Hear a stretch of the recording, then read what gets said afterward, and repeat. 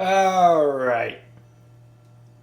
So, you never find this anywhere else online, so I'm making my damn self since I figured it out. You got your damn toaster strudels. Boom. This is how it's done.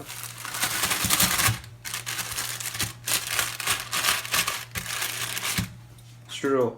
Container. Tupperware. Tupperware's great. Tupperware works. Put it in the damn microwave. You do like 30 seconds. That's it. They're warm. I haven't done anything without that yet. It's still kind of cold, but it goes well and it heats up real quick on the actual strudel. Comes out, how should I put this? It's not burned anywhere. It comes out soft, fluffy, and hot everywhere. The cream inside is great.